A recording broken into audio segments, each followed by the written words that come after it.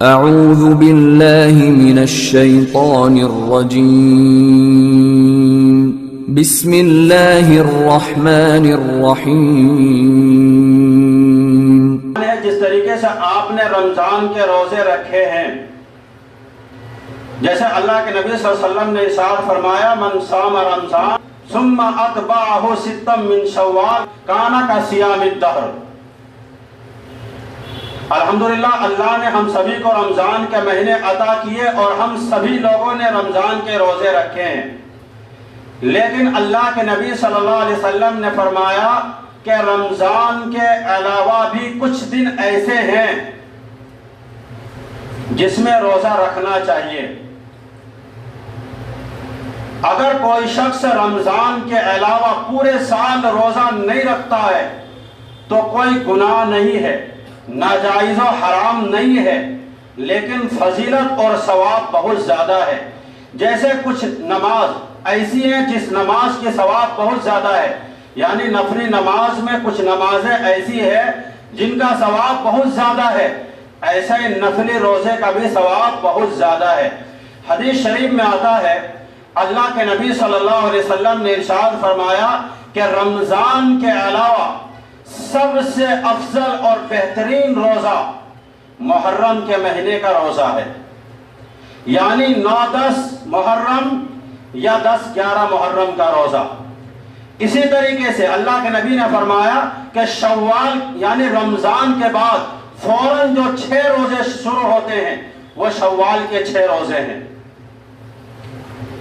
من صام رمضان ثم اتبعہ ستا من شوال کان کصیام الدہر، کہ جس نے رمضان کا روزہ رکھا اس کے بعد شوال کے 6 روزے رکھ لیے تو ایسا ہی ہے جیسے کہ اس نے پورا سال روزہ رکھا۔ صحیح مسلم کی روایت ہے یہ، البتہ بعض علماء کا کہنا ہے کہ یہ 6 روزے لگاتار رکھے، بعض کا کہنا ہے کہ کوئی ضروری نہیں لگاتار، شوال کے پورے مہینے میں 6 روزہ رکھ لے، مثلا ایک ہفتہ میں 1 یا 2 رکھ لے، تقسیم کر کے رکھ لے، یعنی شوال کا مہینہ گزرنے سے پہلے آپ 6 روزے رکھ لے تو اس کا مطلب یہ ہوگا کہ آپ نے پورے سال روزہ رکھے۔ آپ 30 دن روزہ رکھے تو 10 مہینہ ہو گئے، آپ 6 روزے رکھیں گے گویا کہ 60 دن 2 مہینے ہو گئے، تو گویا کہ یہ اللہ کی نظر میں یہ حکم لگایا جائے گا کہ میرے اس بندے نے پورا سال روزہ رکھا ہے۔ تو اس کی فضیلت تو ایک یہ ہے۔ اس کے علاوہ بھی پیر اور جمعرات کو خصوصیت کے ساتھ روزہ رکھنا حدیث میں ترغیب آئی ہے۔ اللہ کے نبی صلی اللہ علیہ وسلم نے ارشاد فرمایا کہ پیر اور جمعرات کو ہمارے اعمال اللہ کے دربار میں پیش کیے جاتے ہیں، تو اللہ کے نبی صلی اللہ علیہ وسلم نے فرمایا کہ میں چاہتا ہوں کہ جب میرا اعمال اللہ کے دربار میں پیش ہو تو میں روزے کی حالت میں ہوں۔ یہ تو اللہ کے نبی صلی اللہ علیہ وسلم نے فرمایا۔ اور پیر کے دن روزہ رکھنا اس لیے بھی اللہ کے نبی نے روزہ رکھی کہ پیر کے دن آپ کی ولادت ہوئی ہے، اور اس میں بہت ساری حکمت بھی ہے کہ پیر کے دن روزہ رکھ کر آپ صلی اللہ علیہ وسلم نے یہ بتا دیا کہ میری ولادت کے دن کو عید کے دن قرار نہیں دیا جا سکتا، یعنی عید اور روزہ ایک ساتھ جمع نہیں ہو سکتے۔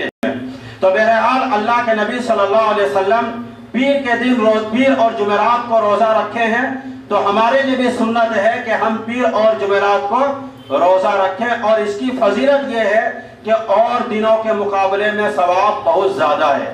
ایک تو یہ، دوسری یہ کہ جب ہمارا اعمال پیر اور جمعرات کو اللہ کے دربار میں پیش ہو تو میں روزے کی حالت میں ہوں، میری اس حالت کو دیکھ کر اللہ کو رحم آ جائے اور ہمارا ہر اعمال اللہ قبول کر لے، یہ بھی ایک حکمت ہے۔ اس کے علاوہ بھی آپ ایام 20 کے روزے رکھ سکتے ہیں، جب چاند خوب روشن ہو جائے، یعنی 13، 14، 15 تاریخ کو، یعنی اسلامی مہینے کے کسی بھی 13، 14، 15 تاریخ کو اگر کوئی روزہ رکھتا ہے تو حدیث شریف میں آتا ہے، یعنی جس شخص نے हर महीने 3 रोजे रखे तो ऐसा ही समझा जाएगा गोया कि उसने पूरे साल रोजा रखा। उलमा ने इसकी हिकमत बयान की है, इसकी वजह बयान की है। वजह यह है कि एक नेकी का सवाब अल्लाह 10 गुना बढ़ा कर देते हैं। तो अगर हम 1 रोजे रखते हैं महीने में तो गोया के 10 दिन के रोजे का सवाब हुआ, और अगर कोई शख्स 3 रोजा रख ले तो गोया के 30 दिनों का सवाब हुआ। अब जाहिर से बात है, अब अगर कोई मुसलमान हर महीने 3 रोजा रखे तो यह समझा जाएगा कि इस बंदे ने अल्लाह की नजर में पूरे साल रोजा की हालत में रहा, तो अल्लाह तबारक व तआला इसको पूरे साल रोजे का सवाब अता फरमाएंगे। अब अगर किसी शख्स को इन मखसूस अय्याम में, जैसे पीर और जुमेरात या अय्याम 20 के रोजे हैं, इन दिनों में अगर रोजा रखना उसके लिए मुश्किल है, बाज़ दफा इंसान की मसरूफियत ज्यादा होती है, इतवार को छुट्टी होती है, आसानी है उसके लिए रोजा रखना, तो इतवार को रोजा रख दे। कोई जरूरी नहीं है कि वो पीर या जुमेरात ही को रोजा रखे या अय्याम 20 के जो 3 रोजे इसमें रोजा रखे। मकसद ये है कि हमारे अमल में, आमाल के अंदर, जैसे फर्ज नमाज के साथ साथ हम नफली नमाज भी पढ़ लेते हैं, तो ऐसे ही फर्ज रोजे के साथ साथ हमारे नफली रोजे भी हों, क्योंकि कल क़यामत के दिन अगर फराइज में कमी होगी तो पूरी किससे की जाएगी?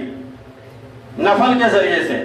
तो अगर हम नफल रोजा रखेंगे तो हमारे फराइज में अगर कुछ कमी होगी तो उसको नफल रोजे के जरिए से पूरी किए जाएंगे। जैसे इंसान अगर कोई लंबा सफर में निकले तो उसके लिए एक टायर एक्स्ट्रा रख लेता है कि रास्ते में पंचर हो जाए या कोई और परेशानी आ जाए। तो आखिरत के सफर तो बहुत लंबा है और आखिरत की जिंदगी तो हमेशा हमेश के लिए है, तो क्या उस लंबे सफर के लिए सिर्फ फर्ज पर इक्तिफा करना काफी हो जाएगा? नहीं, तो साथ साथ हमारे नफल नमाज भी हो और नफल रोजे भी हो।